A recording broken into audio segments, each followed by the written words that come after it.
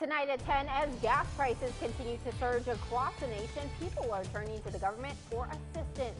Is there any relief in sight? Find out in just a moment. But first, the Ohio Patrol Board has denied triple murderer Eugene Blake's request for patrol. Thank you for joining us for 7 News at 10. I'm Aaliyah Keller. And I'm Steve Moore. Blake had once been granted his freedom by the West Virginia Parole Board and was released. Then went on to kill 2 other people here in the Ohio Valley, a young Belmont County man that was on a date in a park, then a 13-year-old Wheeling girl, both separate incidents. The Belmont County Prosecutor's Office wrote to the Parole Board urging them to deny Blake his freedom. We're very happy that the Parole Board made the decision that they did, taking into consideration the thoughts we put forth in our letter. We believe was the appropriate decision, and Mr. Blake is where he needs to be. He is an extremely violent individual, and it is inappropriate for him to receive freedom again. In their letter to the Parole Board, the prosecutor's office called Blake, quote, the epitome of evil. They said it was clear from his past that if he were ever to be freed, that he would kill again. In Belmont County, a shocking case of child sexual victimization came to light when a little girl disclosed to a counselor that a man had raped her repeatedly. Now, 42-year-old Ben Watson of Bel Air is in the Belmont County Jail under a $100,000 bond. Mr. Watson was just indicted by the Belmont County Grand Jury last week on 5 counts of rape of a child under 10 and 5 counts of sexual battery. On the rape charges, he faces up to a life in prison. The child was between 6 and 8 years old at the time of the crimes. Watson's trial is set for August 2nd. Well, after strong storms ripped through the Ohio Valley, the National Weather Service sent a team to survey the damage in Wetzel County. The National Weather Service can confirm that no tornadoes touched down, but strong winds and large hail reportedly blew through. At its worst, the winds picked up to 70 to 80 miles per hour. There are also reports of considerable tree and house damage, but mostly it's localized. Matthew Kramer with the National Weather Service has been tracking the damage. Although no tornadoes hit, Kramer says that strong winds are still very intense. 70-mile-an-hour wind can bring down large trees. It can cause damage that looks like a tornado and feels like a tornado when you're in the midst of it. There's one message to convey to viewers. When there is a severe thunderstorm warning, take precautions to protect your life and property. Kramer says that most of the damage in the New Martinsville area is cleared off, but he cautions people to stay away from storm damage. And speaking of weather, after a nasty barrage of storms yesterday, we bounced back with a pretty normal day. A little cooler than average, but nice. Yeah, Steve, tell me about it. I don't mind storms. I really don't, but yesterday was a lot. I think a lot of us can agree with that. Sure. Yeah. Well, anyways, here's a live look over the Highlands where things do look to be rather calm for the time being. But what about your overnight? Let's send it on over to Chief Meteorologist Zach Petty to find out. Zach, can you give us any good news? Yeah, well, the good news is that high pressure is starting to build its way back into the forecast. Anytime that occurs means it's relatively clear, and that's exactly what we're reporting on satellite and out-the-door radar. Not picking up on a whole lot in regards to cloud coverage all across the board. That's because that pocket of high pressure continues to slide and shift its way into the Ohio Valley, meaning rather cloudless skies through the overnight period. It's a nice little change in pace comparative to the active weather that we had yesterday. And it's nice to actually have a voice as we step into the evening hours. Temperatures are, yes, sitting a bit cooler. We're in the upper 50s, low 60s at this point in time. I expect it to get about 10 degrees cooler as you step out the door for your Friday morning. Also feels less sticky. Dew point temperatures sitting in the comfortable and refreshing category. Not necessarily too concerned about any mugginess into your weekend. But speaking of the weekend, what's in store? I'll give you the details and a full look at your forecast just minutes from now. For now, we'll send it over to you, Aaliyah. Zach, thanks. 2 men who allegedly robbed a Sinclairsville bank appeared in Belmont County Western Division Court today by video. 30-year-old Jeremy Martin of Bedford, Ohio, and 32-year-old DeAndre Thorington of Cleveland Heights each faced a charge of aggravated robbery. The 2 were arrested in Guernsey County after a police pursuit. Both were denied a bond as they are considered to be potential flight risks. Their primary hearing has been set for next Tuesday. Gas prices across the nation have now reached an average price of $5 per gallon. At the same time, people are looking for the government to help. But right now, nothing's been agreed upon. With gas prices just about everywhere at $5 a gallon, many drivers were hoping for relief from taxes. A gas tax holiday in West Virginia would have saved customers nearly 36 cents per gallon. But Governor Justice nixed the idea after Republican legislative leaders gave it a thumbs down. And right now, there's no signs of help from the federal level. On the gas tax holiday, I've always not been in favor of that. I don't think that's a short-term fix for a very long-term problem. And remember that the gas tax does go to rehabilitating and remodernizing our highways, and so that's important. And I spend probably about $120 a day in gas, from where last year I was spending $60 a day in gas, so it doubled. Senator Capito is urging President Biden to reopen pipe construction that was shut down and also let oil companies drill on federal lands to increase the supply. Could help ease prices. A Belmont County man has entered guilty pleas to charges of rape of a child and gross sexual imposition. 17-year-old Trevor Steuben was charged as an adult. He's currently being incarcerated in the Sargus Juvenile Center. His sentencing is set for July 11th, at which time Steuben will have turned 18. Police continue to investigate a breaking and entering at a commercial property in Weirton. Video caught on surveillance camera shows two vehicles entering and leaving the property. Now, Weirton PD is trying to find out who owns and operates those vehicles in question. Police ask that if anyone has any information, to please call them at 304-797-8500 and use extension 1036. Stay with 7 News for updates. The 2022 Blame My Roots Festival has a lot going this year for not only country music fans, but also for nature enthusiasts. That's because Bass Pro Shops and Cabela's is partnering with the festival for the very first time. The retailer will be showcasing all kinds of their hunting, fishing, camping, and outdoorsy equipment at the festival. They may even have some ATVs or boats on site. Bass Pro Shops and Cabela's will also offer some employment opportunities. Both festival organizers and partners are very excited to be working together. It's a real good fit because the people who are going to go and enjoy the country music are the people who are going to want to shop at our store and also want to work in this industry. So, you know, the tie-in with the country music and the outdoors is really the strong draw there. They wanted to use our festival and our, you know, the audience that we attract to just reinforce that they're still a part of the community. Out there on site, you're going to see off-road ATVs. You might see some boats. You might see some fishing equipment. So that's just a way for them to showcase their products as well. There's a lot to enjoy at Blame My Roots this year. Dierks Bentley is headlining, and you'll see some other big names from like Chase Rice performing. If you'd like to go, it's July 14th through the 16th at the Valley View Farm. Go to the website right there on your screen, blamefest.com, for tickets. In Burke County, employees that fall under the commission's umbrella, are seeing a wage increase. As part of their budget process in March, the Burke County Commission included a $1,000 pay raise for their full-time employees. This increase breaks down to an extra 50 cents an hour. The Burke County Commission says that these wage increases are definitely earned on the employee's part. Employees of this county are dedicated, hardworking employees, and over the last 4 years, we've been able to give over $10,000 in salary increases to our employees, and much deserved on their part. He also said that the commission was very happy to announce the news to their employees after the state approved their budget. This upcoming Sunday, you have a chance to help people in need and get a great meal.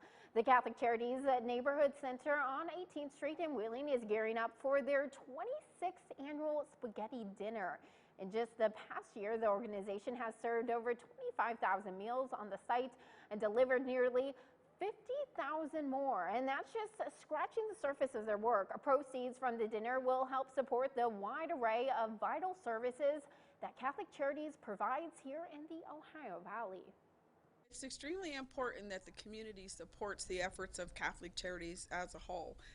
We do so much work in the community for everybody, but it's not possible without the folks out there helping us provide those services. Once again, the spaghetti dinner will be this Sunday, June 12th, from noon until 5 p.m.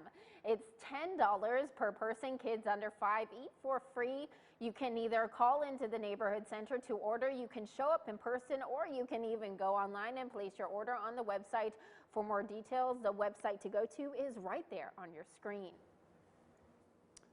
Bring your worn, torn, or soiled American flags to be retired properly by the staff of Chambers and James Funeral Homes, as well as numerous community groups. American flag retirement will take place on Saturday, June 11th at 2 p.m. on the front lawn of the James Funeral Home, which is located on 1245 Main Street, Follansbee, West Virginia, 26037. Well, if you're an animal lover like us here at WTRF, don't forget to join us on June 17th for Nexstar Broadcasting's Founders Day of Caring. We'll be giving back to our local animal shelters. Forever Friends Day will take place at the Fitzsimmons Family Dog Park in Wheeling from 10 a.m. until 5:30. We'll have dogs and cats available for adoption from the local shelters that you typically see on Pet of the Week. And if you don't want to adopt, we're also collecting donations. So visit WTRF.com for a list of the items that each shelter needs. WTRF is honoring high school seniors from around the Ohio Valley this month. And today's senior salute goes to Haley Lewis from Bridgeport High School. If you would like to honor a high school senior in your life, just go to WTRF.com and click on Senior Salute under the Living Local tab to find out more. Congratulations, Haley. Coming up, Zach has a full look at your weather. Stay tuned.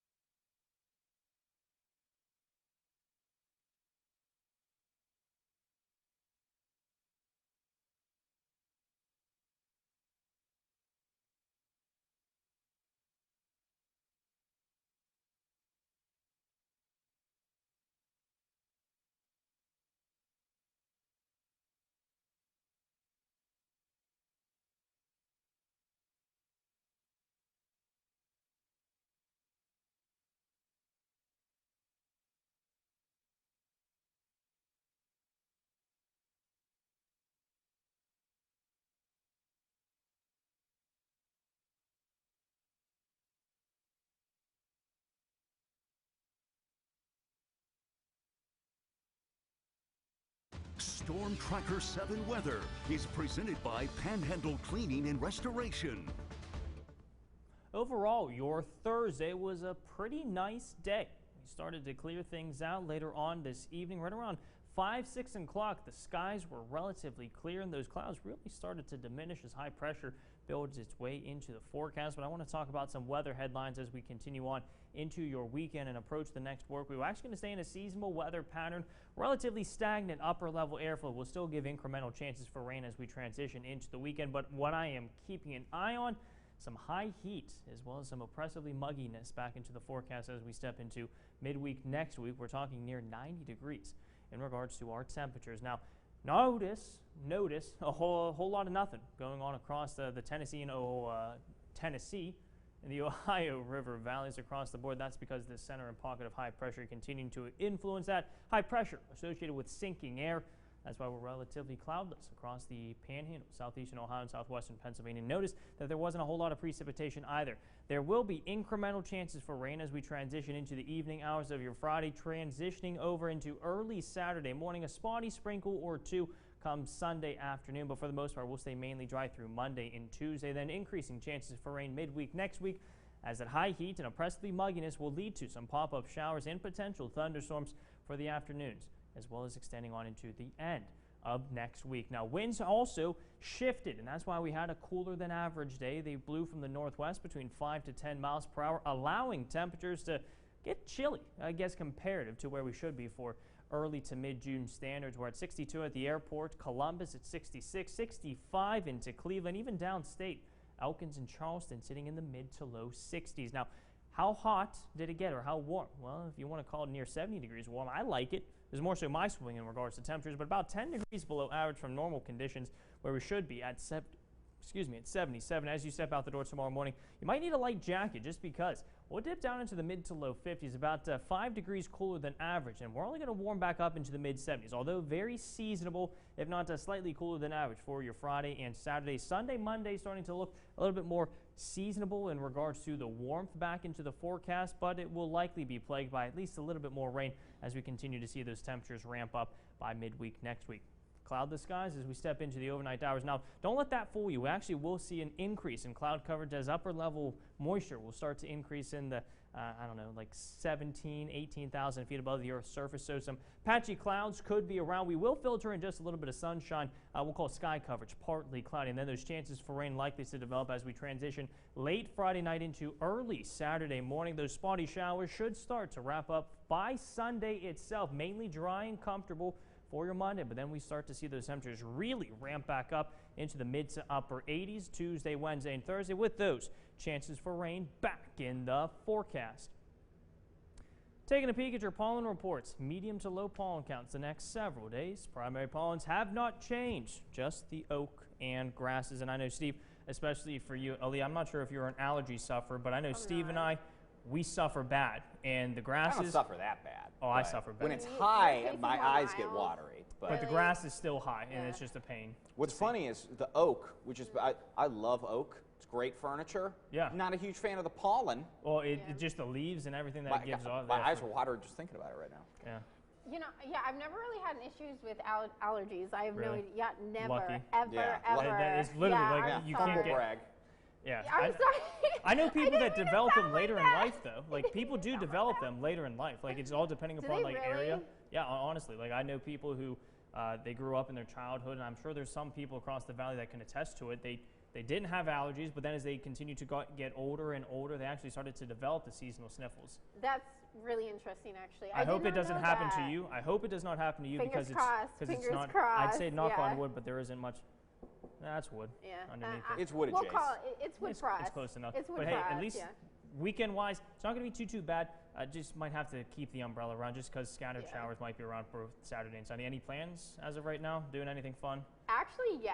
Oh, I'm going to the Kenny Chesney concert in Pittsburgh. Oh, that's cool. I'm just so excited. Yeah, just at least it's not going to be too hot. Music, at least it's not going to be too hot. Because although I do like the hot weather. You do know that about me. No, I know. I'll pass on that one. I will be in Florida.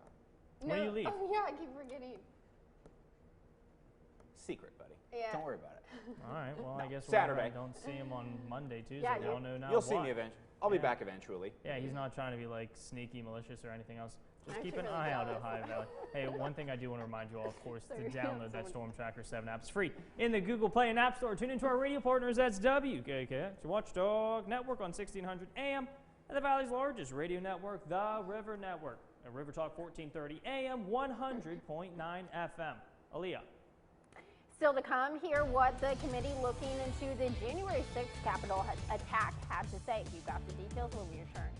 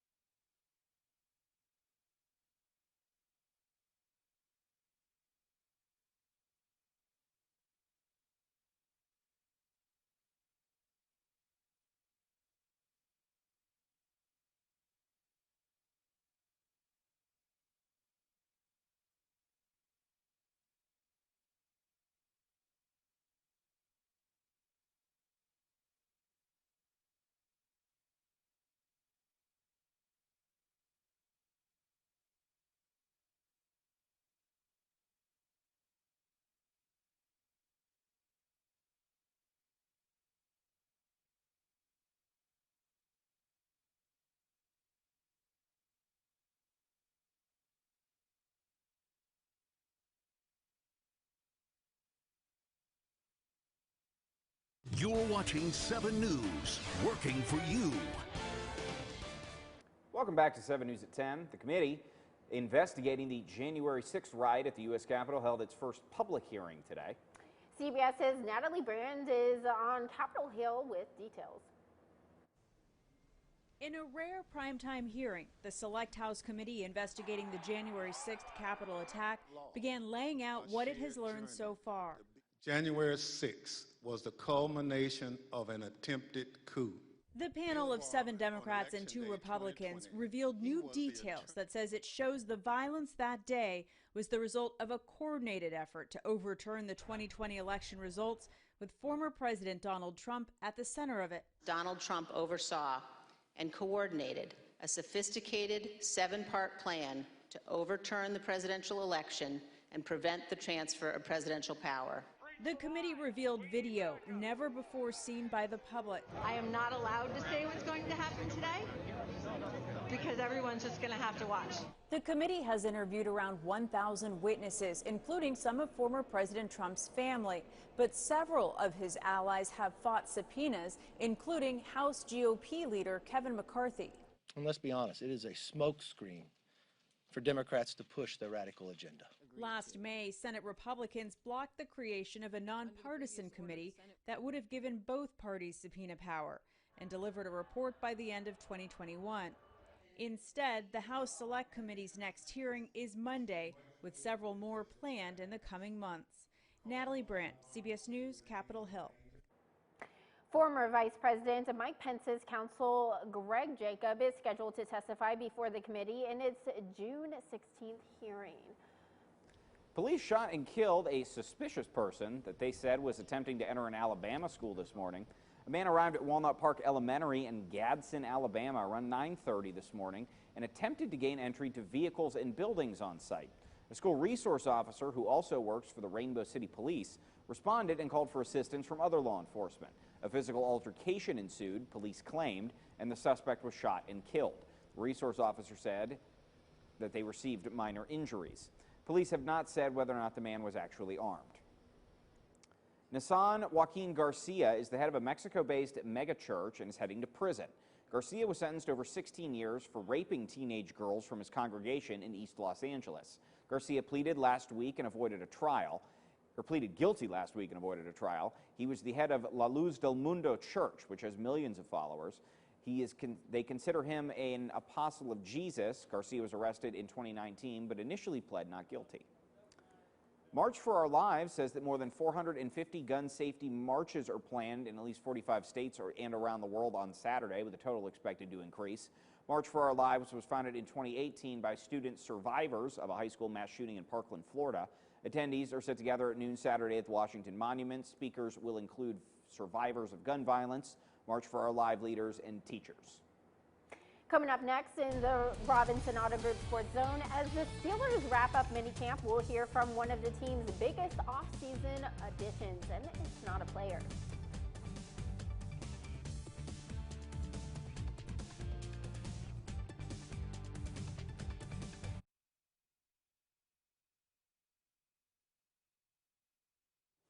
Yes, I do. Yes, I do. How you doing? Sure. 85.5 miles per hour.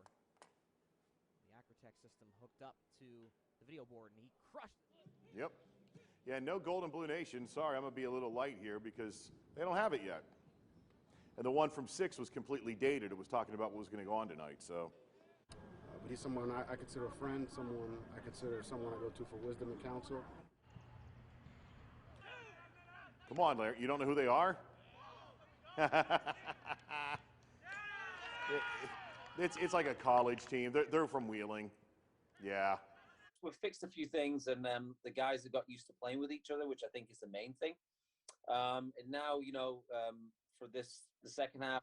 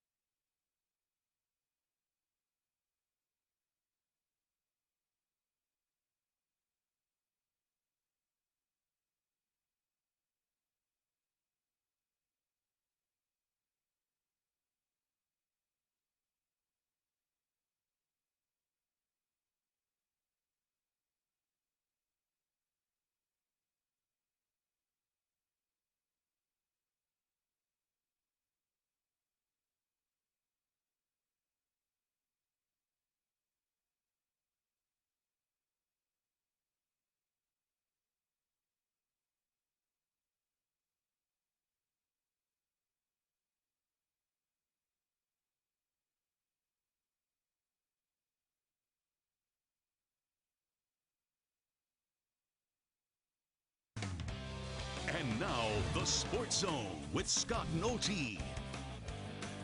Hey everyone, this is the Robinson Auto Group Sports Zone. The Washington Wild Things are off to a great start, 14-9, and in first place in the West Division. The Things snapped a two-game losing streak Wednesday and headed into the rubber game of their series with Tri-City on Thursday night. Bottom of the sixth, they're down 7-5. Ramon Osuna at the dish, and he'll drive one deep out to right center field. That ball's going to go way out of here for a solo home run. Makes it just a one-run game at 7-6. Into the bottom of the seventh inning, it's still 7-6. Nick Ward able to get one through the right side of the infield. Cole Brannon will come around and score for the Wild Things, and that evens the game now at 7-all. Bottom of the eighth, Things are down 9-8. Scotty Dubril able to bounce one back through the middle.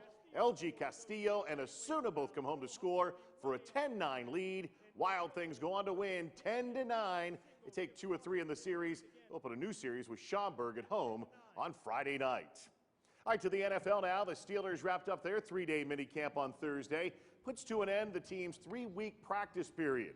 One of the biggest additions for the Steelers in the offseason was not a player, but instead a coach, with former Miami head coach Brian Flores joining the staff as a senior defensive assistant and linebacker coach. Flores says he has a lot of respect for Mike Tomlin, all the coaches on the staff, and really the entire organization. But he's someone I consider a friend, someone I consider someone I go to for wisdom and counsel. But I found that in a lot of the people on this staff and in this organization. So, you know, it's really an honor to work here and be a part of this. Look, this is a great organization. There's a lot of history here. It's a lot of great coaches, great ownership. So I'm excited to be here. Excited to play a role and be a small part of you know, helping this team build.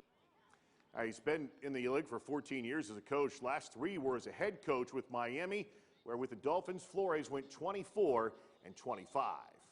Highlanders FC returns to the pitch this weekend as they host Ohio Premier. This time, however, the game will be played at the Highland Sports Complex.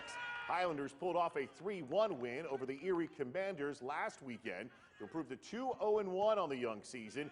And Coach Ryan Wall says he feels that at this point of the year, his team is starting to come together. We've fixed a few things, and the guys have got used to playing with each other, which I think is the main thing. And now, you know, for the second half of the weekend, and then this coming into this game against Ohio Premier, we're looking to shut up shop and hopefully keep their opportunities to the minimum. Yeah, look for their 3rd win of the year, and as we said, the game Saturday night starts at 6 o'clock, and once again, it'll be played at the Highland Sports Complex. Fans are invited to attend. Pirates drop their series opener with the Braves tonight by a final of 3-1. I'm Scott Nolte. That's the Robinson Auto Group Sports Zone.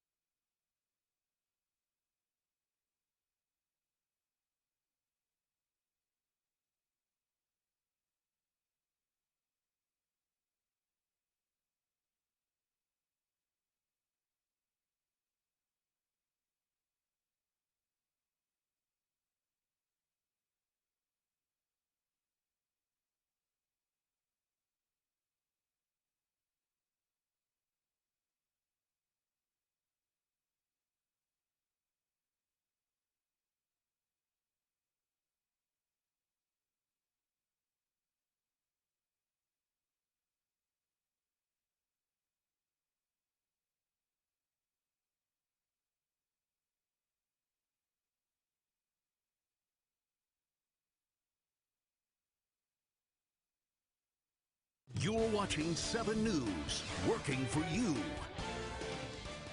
Welcome back to 7 News. Whether you're a thrill seeker or just a kid getting on a ride for the first time, there's nothing quite like a day at Kennywood. The park outside of Pittsburgh has become a summertime tradition for generations of families. 7 News anchor Catherine Guyan checked out what's new and exciting for the season, and she says she even ran into some people from the Ohio Valley. Remember being a kid and anxiously counting down the minutes until Kennywood opened? There's nothing like heading through that line for the first time. But even if you're a repeat guest, the park is going to look a little different. Really just creating a more engaging atmosphere that people love to be at. The park, been a little bit, needed some TLC in some areas, got what it needed, and then a whole lot more.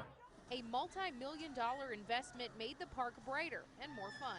What are we most excited for today? We're really excited for Potato Patch, the fries. And to ride the kangaroo. We're so excited for the return. That's our family favorite ride. That's right, the famous kangaroo is back, and perhaps better than ever. As a legacy ride that had been here for about 60 years, it needed a lot of work, and we were able to modernize it. So upgrading it with the most latest technology while still preserving that classic ride experience that people come to know and love. All the other classic rides are ready too. But even if the coasters aren't for you, Kennywood is trying to make sure there's something for everyone. They've brought back the Bites and Pints Food Festival on weekends through the end of June, and they're adding more live music to the park. Things that are enjoyable and enticing for the littlest people in the family, through adults and the thrill seekers, and then also for senior citizens, grandparents, that they still want to come and be a part of the experience. Young or old, first-time visitors or seasoned pass holders, Kennywood is ready to welcome you. We love the fun and we love the family-friendly atmosphere, and we love that they're bringing back all the old traditions here at Kennywood this year. Yeah. At Kennywood Park, I'm Catherine Guyan, working for you. Kennywood says if you plan to visit, your best bet is to plan ahead early and buy tickets. You can do that online, and we have all the information you need at WTRF.com. Approximately 1 out of every 8 new mothers experiences postpartum depression. Symptoms include persistent sadness, trouble forming a bond with the baby, and feelings of guilt or hopelessness. So the Belmont County Health Department is starting a postpartum depression support group. Health officials say they discovered there was a need. Did some surveys in the community of women of childbearing age, and also providers like physicians, obstetricians, gynecologists, other health care, and it was determined to be a need that there were women who, after having a baby, were suffering from postpartum depression and really needed some support. The group will meet the 4th Thursday of the month at 6 p.m. at Cedar Ridge Behavioral Solutions in Sinclairsville. 2 certified leaders will facilitate the sessions. You can register by calling the health department at the number on your screen. You can also find that on our website at WTRF.com. Time to celebrate. Ton Tea in Weirton opened its doors 1 year ago, and they want others to join in on the party.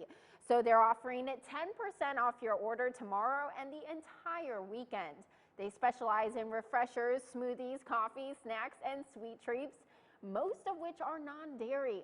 Stop in and see for yourself. They are located in 3 Springs Crossings in Weirton. Well, good news for the Follansbee Fire Department. They will soon be getting upgrades to their current building. M&G Architect drew up the mock-up that you're looking at right now.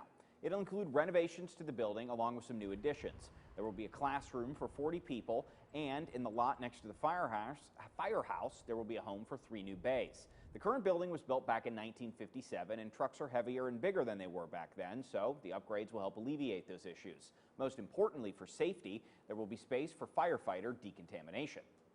When we come back, we'll be able to decontaminate the truck. The guys will be able to go in one room, take their gear off, put it in the gear washer, and then step into the next room would be a shower room. All the things that we need to bring us up to date will be in the new addition. Ray says they are shovel ready. They're just waiting on contractor bids for the project to start. This weekend, local residents will have the opportunity to learn more about an iconic piece of Ohio Valley history, the Imperial Glass Company. For nearly a century, Imperial Glass was the driving force to the area's economy. The company began producing glass back in 1904, and they employed thousands of people over the years. According to local historians, it was once the largest handmade glass factory in the world. Its glassware, handmade in Bel Air, was sold worldwide with distributors in Australia, Europe, and even Cuba. The 46th Annual National Imperial Glass Collectors Convention was underway at the Imperial Glass Museum in Bel Air. Imperial Glass was known as the Big Eye, and it was one of the major employers of Bel Air, and it represented a special place in the hearts of Americans. Its glassware was ordered by everybody from presidents to people shopping in a dime store. Glassware will be on display at the museum, and a silent auction will be held throughout the weekend. There will also be a number of historical seminars, some of which will include former Imperial employees. The weekend event will conclude on Saturday with the annual Glass Fest to be held on the museum lawn from 9 a.m. until 1. Looking to Jefferson County, the Fort Steuben Mall is under new ownership. Last Friday, Fort Steuben Mall LLC became the official new owner. The owner says that he wants to see the mall grow a lot more. Mall operations and property manager Trey Jeter says that the mall has already brought in new businesses, which is great for the mall shoppers, and the parking lot is even being fixed as well. He says it's great to see the mall come back to life again. I feel really proud. I'm excited to see the changes come in, the positive energy that's going on. We had a tenant meeting this morning, and all the tenants are positive, working together, coming up with some great ideas. We're going to have community events every first Saturday of each month, so a lot of good things happening. The owner will be in town next Friday and is encouraging community members to come talk to him or just come to see all that the mall has to offer. He'll be available from 8 a.m. until 4 p.m. Coming up next, Dwayne "The Rock" Johnson makes his debut as a superhero. All this and more in your Iron Entertainment when we return.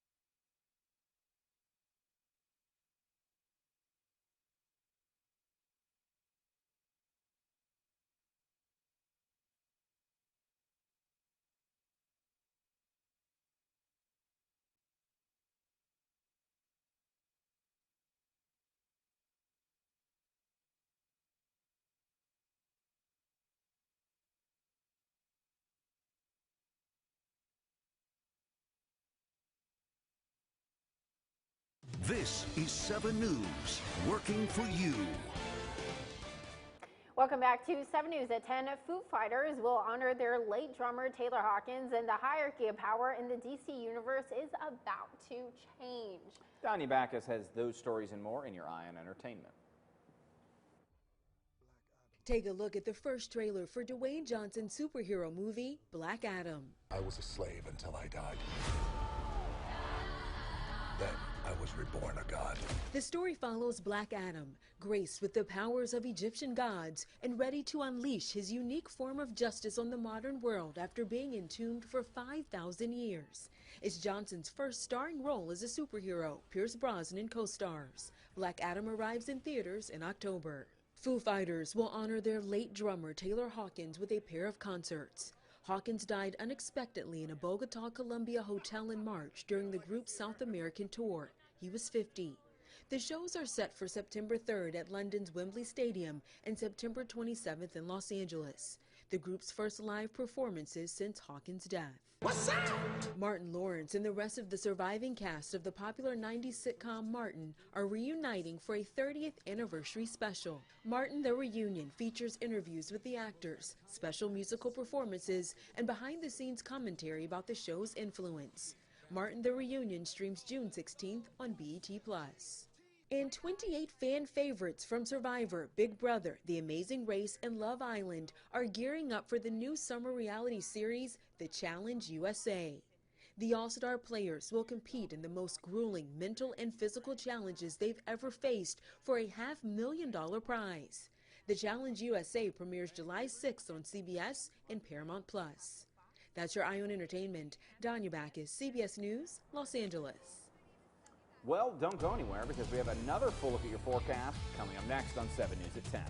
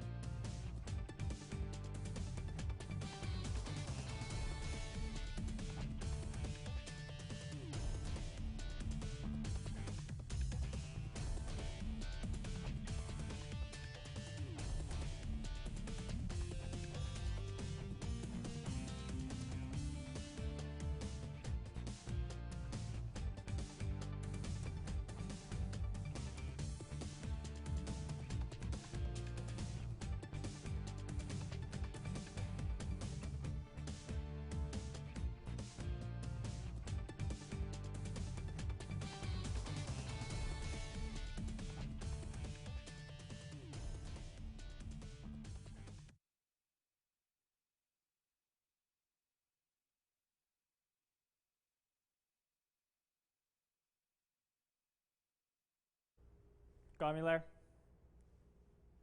Thank you, sir.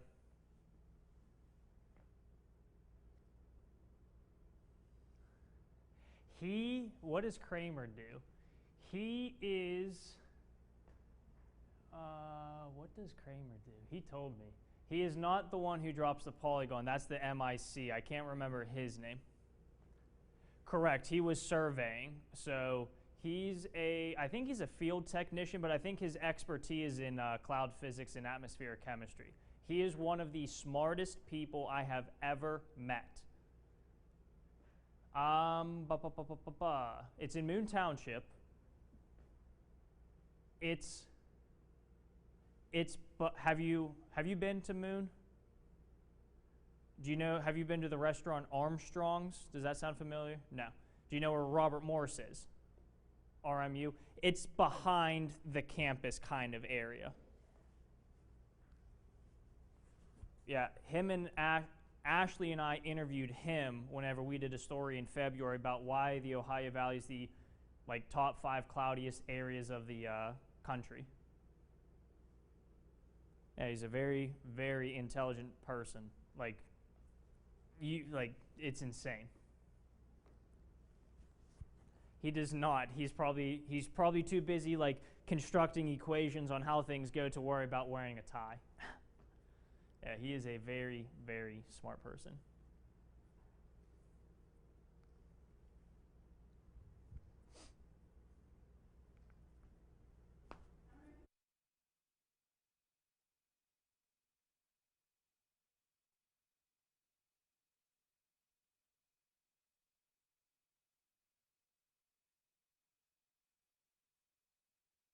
Storm Tracker 7 weather is presented by Panhandle Cleaning and Restoration. Well, weather action was pretty sparse and calm comparative to the active day that we had just last night. Now, the good news is weather conditions continue to improve as we progress deeper through your Thursday. It was a little bit more of a gray and cloudy start to the day. Cloud coverage started to deteriorate and clear out as high pressure made its way back into the forecast. That leaves us with a rather seasonable weather pattern, although yes, it was a cooler than average day today, but seasonable weather is expected to return for your Friday, Saturday, even extending on into your Sunday, but there will be incremental chances for rain scattered across the weekend. But I am tracking some high heat back into the forecast. We're talking near 90-degree temperatures by next Wednesday. It's something to keep your eye out for, especially if you're looking for that summer standard. Just about, what would we say, about 10, 11 days from the summer solstice, June 21st is the official first day of summer, although we've been in meteorological summer since June 1st. So that's some fun trivia for you. High pressure, that's the name of the game, at least as we turn our attention to regional radar. Not a whole lot in regards to precipitation, just some spotty pockets of rain over towards Iowa, Missouri, even extending towards Omaha, Kansas. Now, those showers will make their way into our region as we step into the late evening hours of your Friday, scattered across the board, even through early Saturday morning. Mainly dry weather, though, ensues Monday, Tuesday, and Sunday. Monday and Tuesday before chances for rain become a bit more widespread with pop-up showers due to the ingredients in play. We're talking some high heat and oppressively muggy conditions for next week, midweek. In regards to temperatures today, well, northwesterly flow influenced our weather at the surface, blowing right around 5 to 10 miles per hour. That's why most of us are sitting in the 60s across West Virginia, Ohio, even extending over into the Buckeye State. High temperatures today struggled to see 70 degrees, about 10 degrees cooler than where we should be for this time of year. As you step out the door tomorrow morning, mid to low 50s. Best way to characterize what you'll see or feel when you step out the door. And it should be a relatively sun-filled day, although there will be a mixture of sun and clouds. Seasonable temperatures Friday, Saturday into Sunday. We start to see those temperatures eclipse the 80-degree threshold early on next week. In regards to precipitation or cloud coverage, again, most of that will be lacking due to that pocket of high pressure in place. I am expecting to see a mixture of sun and clouds throughout the morning. It should be more sun-filled for the afternoon, but we'll call sky coverage partly cloudy. An increase in cloud coverage expected after dinner, with those chances for rain starting to shift and slide its way through. Again, very scattered and sporadic in nature. I don't expect everyone to see precipitation even extending on into your Saturday. Again, those high temperatures staying in the mid-70s, near upper 70s for your Sunday, and then chances for rain start to return to the forecast with that high heat as well. Getting near 90 for your Wednesday with those pop-up showers and potential storms back in the forecast. Aaliyah. Zach, thanks. Looking out for your health tonight, how bone marrow treatment can help repair joints. Lori Labishak has today's Health Watch 7 report.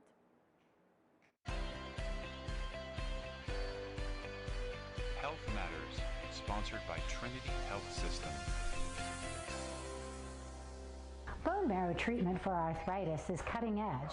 Dr. Michael Scarpone explains the benefits. So the question would be is if you could stop that bone breakdown. If you treat the bone and the joint with bone marrow, as opposed to just putting it in the joint, at the 5-year mark, the bone marrow in the bones and the joint, the rate of going to a total knee at 5 years was markedly less. Even with the interarticular, so in the joint, it was better than nothing, but not as good as both. This probably could, if done in an opportune time, could help save joints.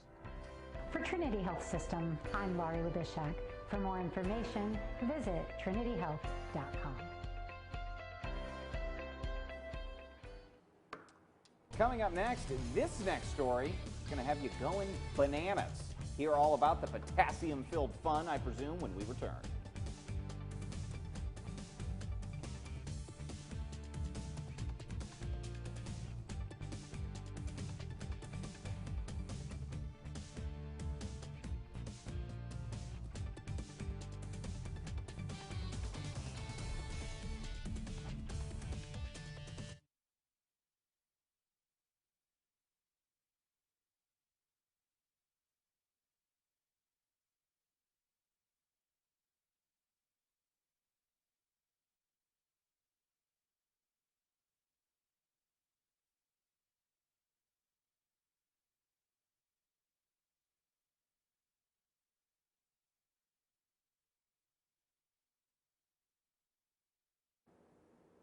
This is 7 News, working for you.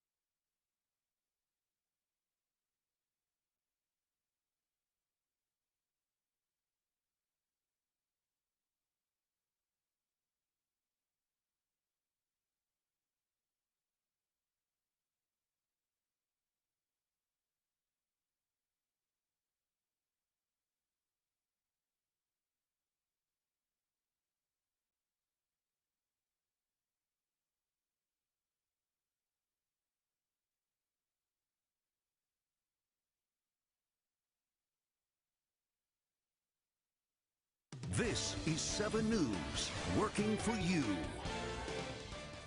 Welcome back to 7 News at 10. A grocery store out of Illinois has set a new Guinness World Record, giving a whole new meaning to a bunch of bananas. A Jewel Osco grocery store is the ripest member of the Guinness World Record Club and with the world's largest display of bananas. It took the store roughly 3 days and about 70,000 pounds of bananas to create the display. The winning fruit will be given away to customers as well as to a local food bank. Where do you guys stand on bananas? I love bananas, big fan, and also this is kind of weird, but I actually like my bananas green. I like them slightly green. I like them fully green, as green as they could be. It's really weird. I don't know why I've always been like that. Not a fan. I had cramps my junior and senior year of high school, and the athletic trainer was like, "Oh, just eat your bananas for potassium." It's like, "Nah, just give me the pill." I'll just I'll just have the cramp. That's yeah, a thing. I'll take the cramp, and I will just take the potassium, that's magnesium pills to get my supplements. I do not. Now again, if you have a Bananas Foster, cool. I will not just peel and open and just start eating a banana. Here's no, the thing. hard I love bananas. I refuse to buy organic bananas. They're brown and disgusting by like day 2. What about plantains? Have you ever had plantains? I've tried them. I always think they're going to be better than they are. The Cuban cuisine, like the fried plantains or the... Now, fried plantain, those are bomb. not bad. I'll still do a normal banana over a fried plantain. That's fair. But yeah, just a normal plantain by itself, I'll take bananas. I'll take a gross banana all day over a plantain. What about, have you ever tried doing like the mashed bananas and do like the pancakes? Like we have a Yonan at my house that makes frozen bananas. That sounds really great. Yeah, they're actually pretty good. Yeah, I didn't have dinner yet, so any you guys sort of are making me talk. really hungry right now. Well, that's simply what happens. Yeah. That is all the time we have for 7 News at 11. Join us in just minutes, though, for more local coverage on 7 News at 11 on CBS and ABC. Make sure you head on over to our website, WTRF.com, and check us out on social media. Have a great night, everyone.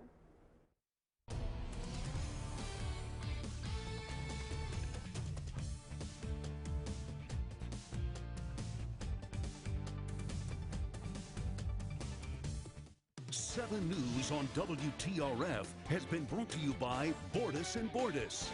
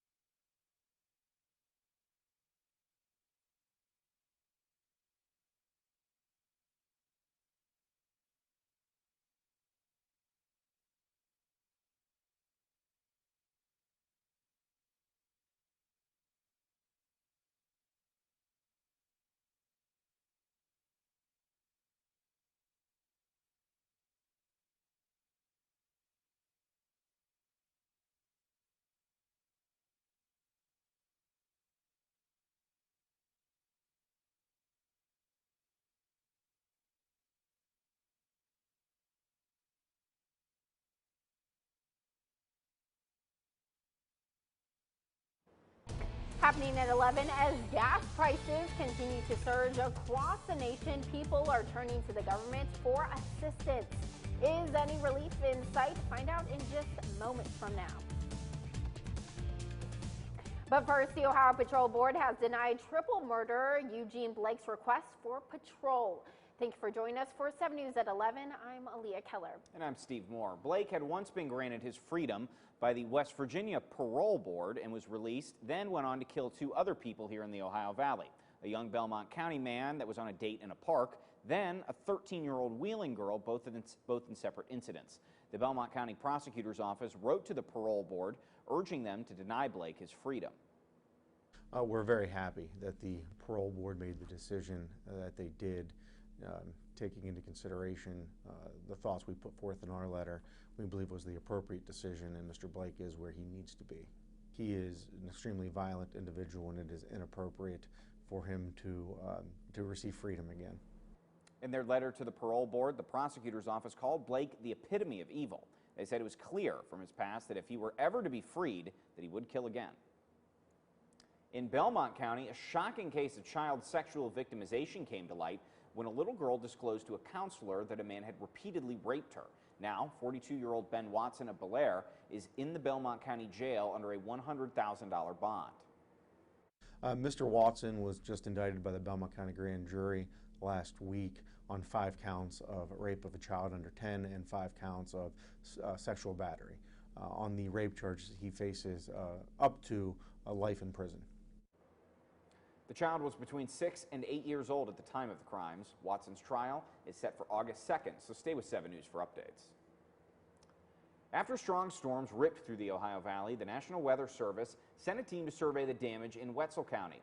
The NWS can confirm that no tornadoes touched down, but strong winds and large hail reportedly blew through the area.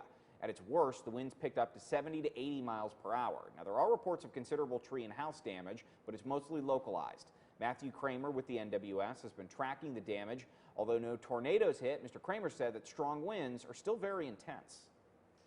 70-mile-an-hour wind can bring down large trees. It can cause damage that looks like a tornado and feels like a tornado when you're in the midst of it. There's one message to convey to viewers.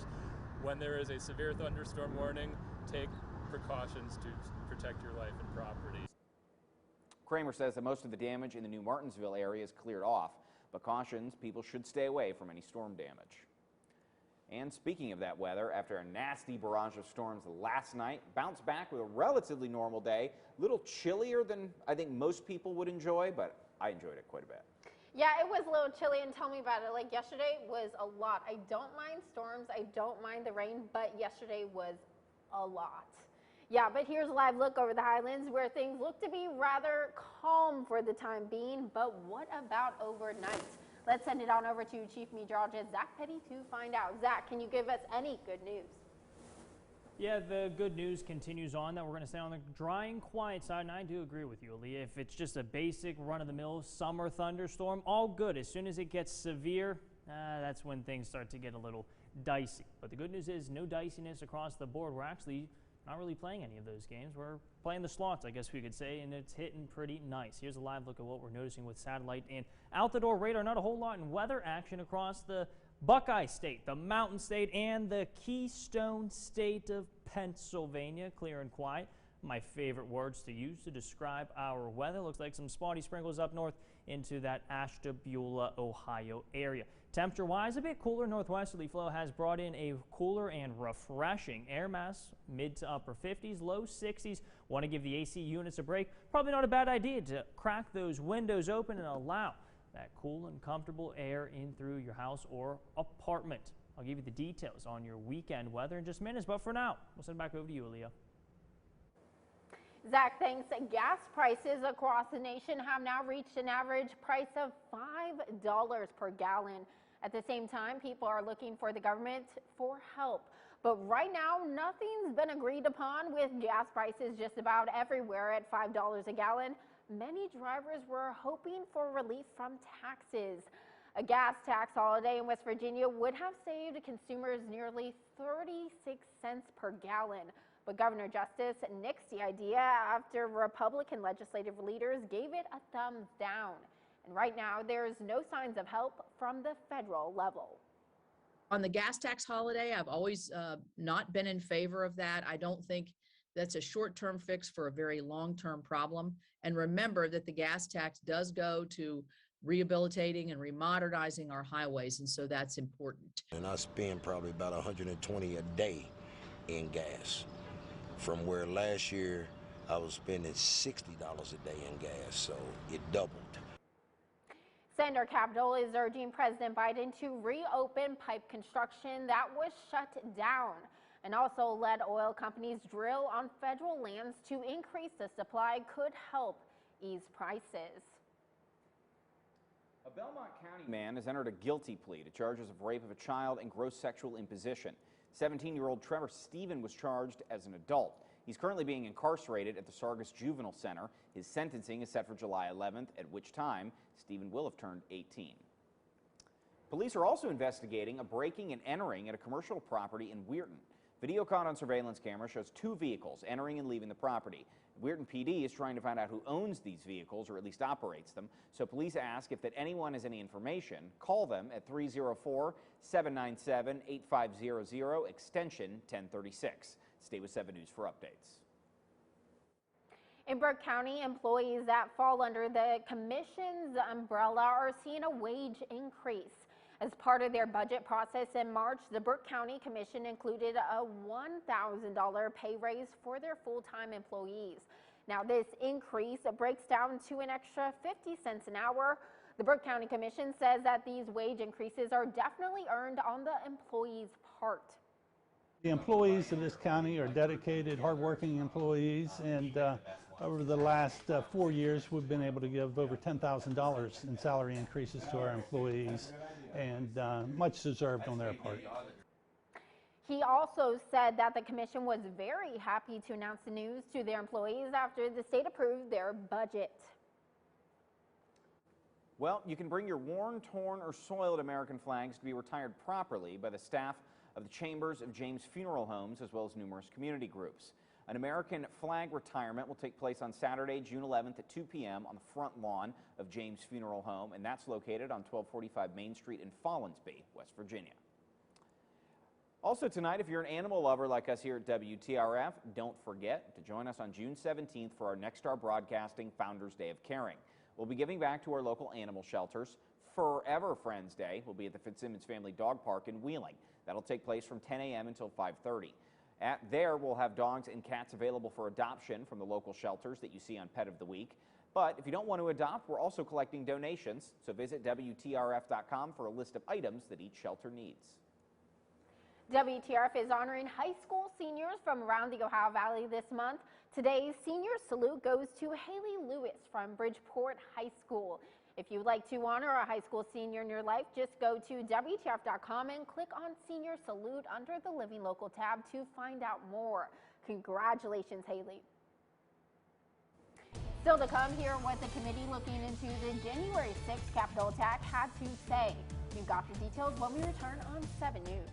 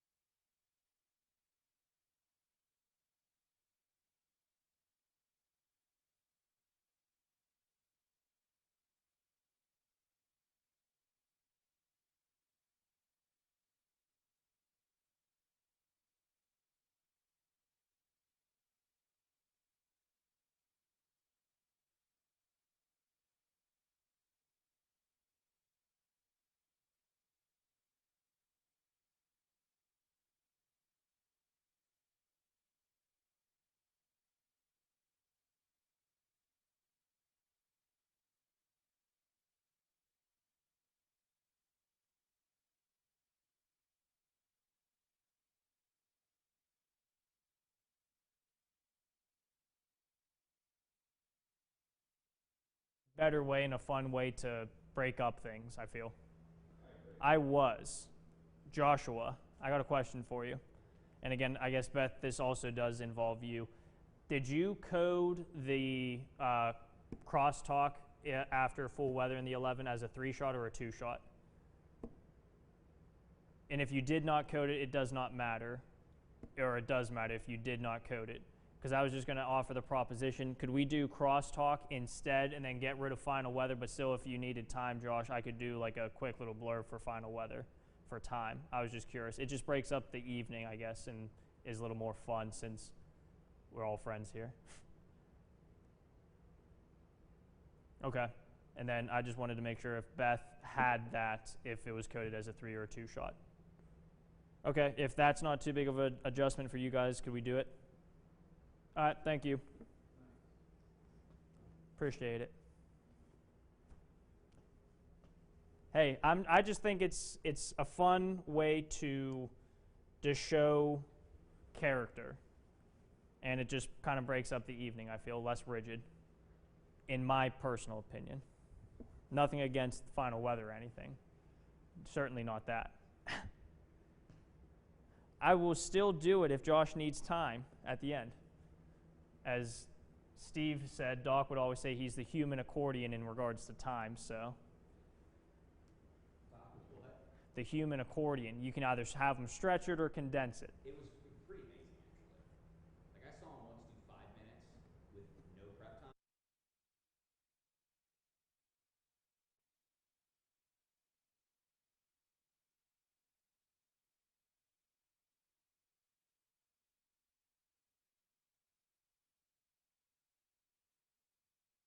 You're watching 7 News, working for you.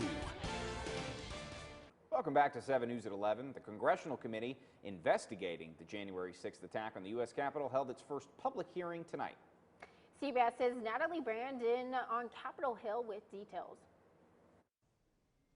In a rare primetime hearing, the Select House Committee investigating the January 6th Capitol attack began laying out what it has learned so far. January 6th was the culmination of an attempted coup. The panel of 7 Democrats and 2 Republicans revealed new details that says it shows the violence that day was the result of a coordinated effort to overturn the 2020 election results, with former President Donald Trump at the center of it. Donald Trump oversaw and coordinated a sophisticated 7-part plan to overturn the presidential election and prevent the transfer of presidential power. The committee revealed video never before seen by the public. I am not allowed to say what's going to happen today because everyone's just going to have to watch. The committee has interviewed around 1,000 witnesses, including some of former President Trump's family. But several of his allies have fought subpoenas, including House GOP leader Kevin McCarthy. And let's be honest, it is a smokescreen for Democrats to push their radical agenda. Last May, Senate Republicans blocked the creation of a nonpartisan committee that would have given both parties subpoena power and delivered a report by the end of 2021. Instead, the House Select Committee's next hearing is Monday, with several more planned in the coming months. Natalie Brandt, CBS News, Capitol Hill. Natalie thanks former Vice President Mike Pence's counsel Greg Jacob is scheduled to testify before the committee in its June 16th hearing. Still to come, Zach is going to be right back and bringing a full look at your weather forecast, so don't go anywhere.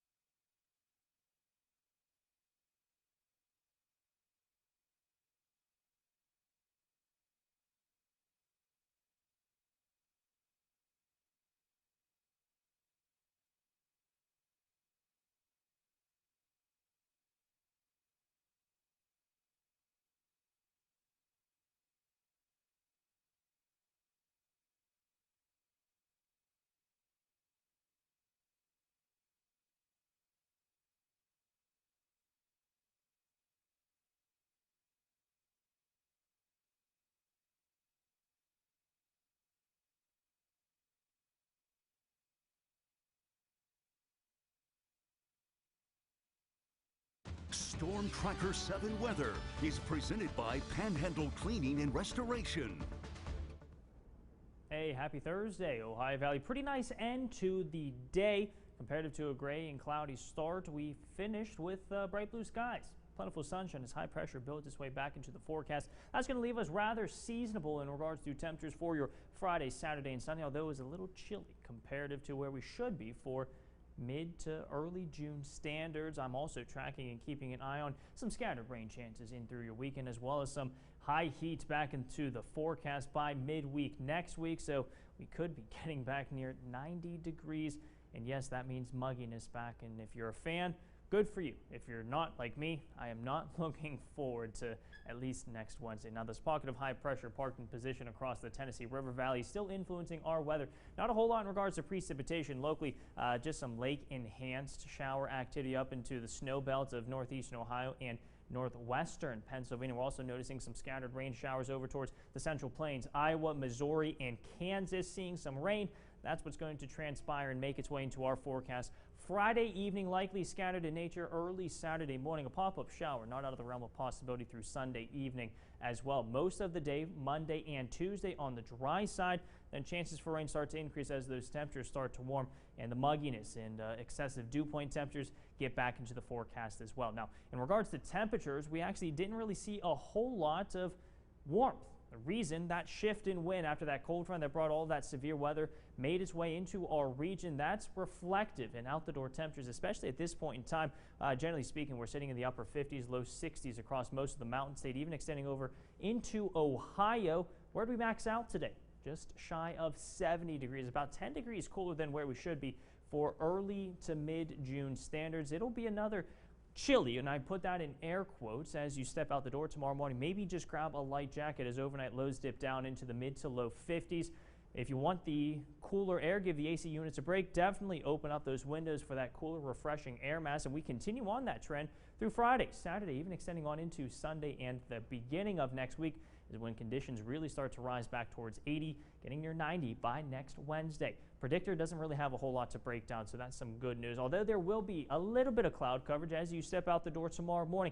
We will mix in sun and clouds for the afternoon, likely staying a bit more cloudy through the evening as our next system and those chances for rain start to return to the forecast. And again, that's our only real threat for precipitation late Friday evening into early Saturday morning. Temperatures stay seasonable and comfortable through early Sunday. Temperatures getting into the 80s early next week, near 90 by next Wednesday, although we will also see a return of precipitation. In regards to your pollen, we continue to see medium to high pollen counts over the next several days. Primary pollens remain the same, oak and grasses. Guys, overall, this evening, if you had the opportunity to be out, pretty nice. After a gray and cloudy start to the day, I know I'm speaking for myself, but I did have a couple people comment even on my break that, hey, this weather, this was pretty nice. I'm like, yeah, 24 hours ago wasn't very nice. So it's nice to see that change in pace for the Ohio Valley. All I know is that I sat outside on my patio today, shorts and a tank top, little chilly, but with a hot cup of coffee and a, well, I want to say book, but really I was like browsing my phone. Yeah. So at least you were outside. At least you were outside. So you were getting some sun on the face, some soaking up some vitamin D. Although you get to do a lot of that down into the Gulf. You're heading down to Florida. You will. Not Gulf really side. Nice. Oh, you're on Atlantic side. But still, nonetheless, you're still seeing plentiful sunshine. Oh, I'm going to come back with a nice tan. Oh yeah, that'd be really sure. nice. Lucky and kind of jealous, but at the same time, I kind of have a good tan going, but definitely would not be as good as for Steve's down in Florida. Hey, Ohio Valley, just your friendly reminder, of course, to download that Storm Tracker 7 app on your phone. It's free in the Google Play and App Store. Tune into that. Radio partners are WKKX, your Watchdog Network on 1600 AM, and the Valley's largest radio network, the River Network, at Biggie Country 105.5, Aaliyah. Coming up next in the Robinson Auto Group Sports Zone, the Washington Wild Things tried to win their 6th straight series. We have the highlights. Plus, as the Steelers wrap up minicamp, we'll hear from one of the team's biggest offseason additions, and it's not a player.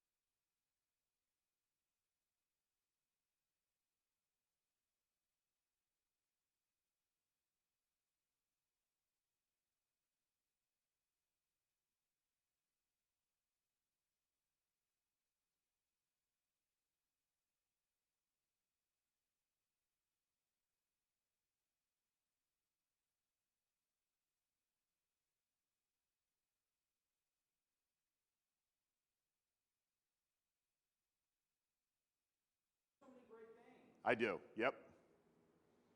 Okay, sounds good.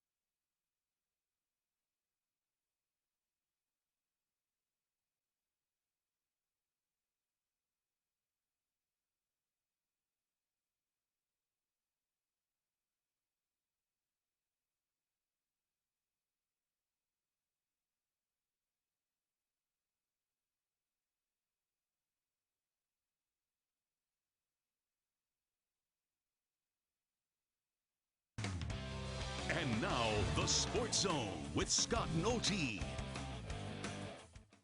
Hey everyone, this is the Robinson Auto Group Sports Zone. The Washington Wild Things off to a great start, 14-9, and in first place in the West Division. Things snapped a 2-game losing streak Wednesday in the rubber game of their series with Tri-City on Thursday, trying to win their 6th straight series.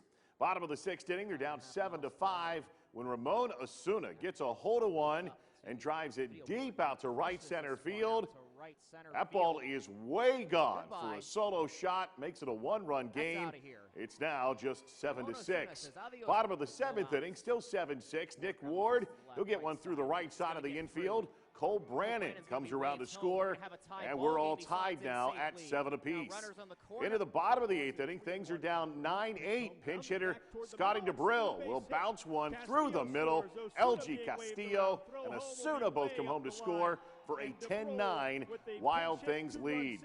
Into the top of the 9th now, Lucas Young comes on, and he gets the strikeout to end it. As the Wild Things win 10-9. That's their 6th straight series victory. They open a new series with Schaumburg Friday night at home as they look to continue their winning ways. On to the NFL now. The Steelers wrapped up their 3-day minicamp Thursday, putting an end to the team's 3 weeks of practicing. One of the biggest additions for the Steelers in the offseason was not a player, but instead a coach. Former Miami head coach Brian Flores, that is, as he joined the staff as a senior defensive assistant and linebackers coach. He says he has a lot of respect for Mike Tomlin and all the coaches on the staff, and really the entire organization. But he's someone I consider a friend, someone I consider someone I go to for wisdom and counsel. But I found that in a lot of the people on this staff and in this organization. So, you know, it's really an honor to work here and be a part of this. Look, this is a great organization. There's a lot of history here. It's a lot of great coaches, great ownership. So I'm excited to be here. Excited to play a role and be a small part of you know, helping this team build. Now in 3 seasons with the Dolphins, Flores went 24-25. All right, now here's Ryan Decker with our Gold and Blue Nation Mountaineer Minute. The Gold and Blue Nation Mountaineer Minute is brought to you by McClure House Hotel. Kaylee McCabe has punched her ticket to the national championship race. The 2-time defending champion in the women's 3,000-meter steeplechase had a great showing Thursday night in the national semifinals. McCabe is in Eugene, Oregon, running at the NCAA Outdoor Track and Field Championship meet. She needed to finish in the top 5 of her heat in the steeplechase to head back to the title race on Saturday. Well, McCabe ran at a very similar pace that she ran at during the regional preliminary run, which got her to nationals. The WVU standout crossed the line in 3rd place with a time of 9 minutes and 41.10 seconds. That was not only the 3rd best time in her heat, but also the 3rd best time overall in the event. So McCabe is headed back to the NCAA National Championship race in the 3,000-meter steeplechase. McCabe placed 6th in the nation and earned All-American honors last season. She'll get the chance to improve on that placement this weekend. The national title race is scheduled to get underway just before 6 p.m. on Saturday. That's the latest on the Mountaineers here in Morgantown. I'm Ryan Decker. Ryan, thanks so much. I'm Scott Nolte. That's the Robinson Auto Group Sports Zone.